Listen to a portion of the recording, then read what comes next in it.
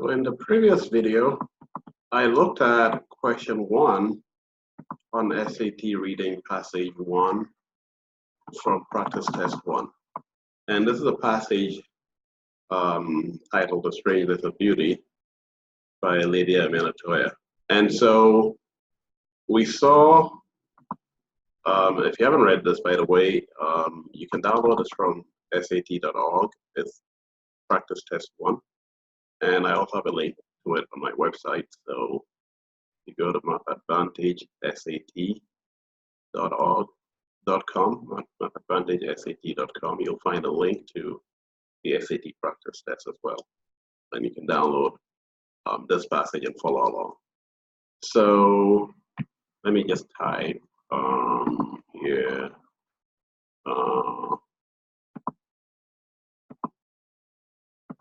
The address www.advantagesat.com.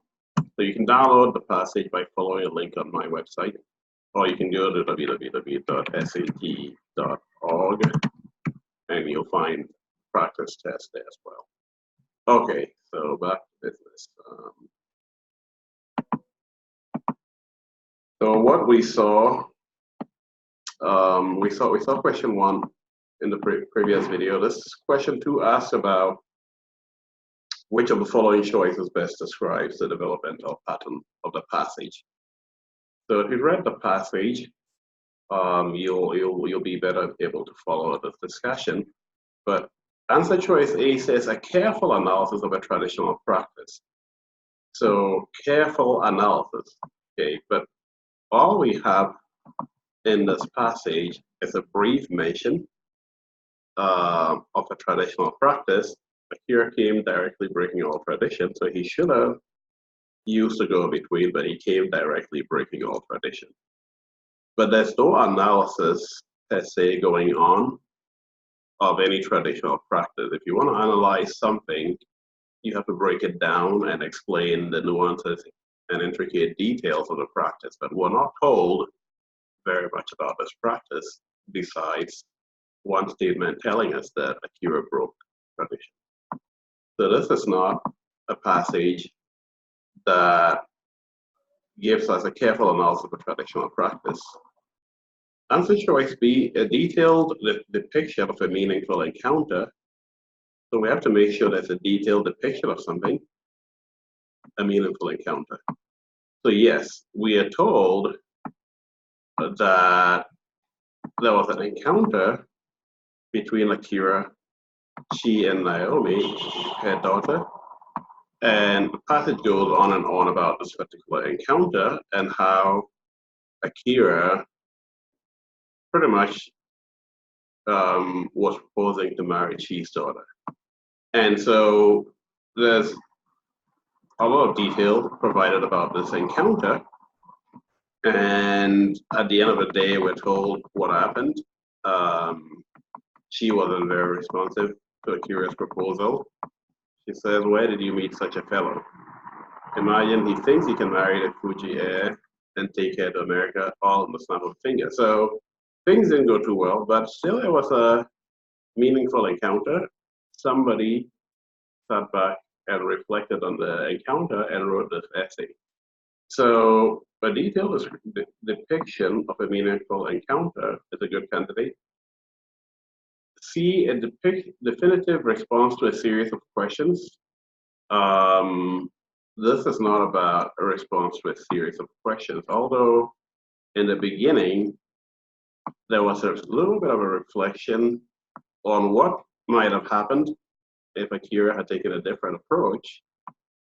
Well, the rest of the passage doesn't focus on answering a series of questions.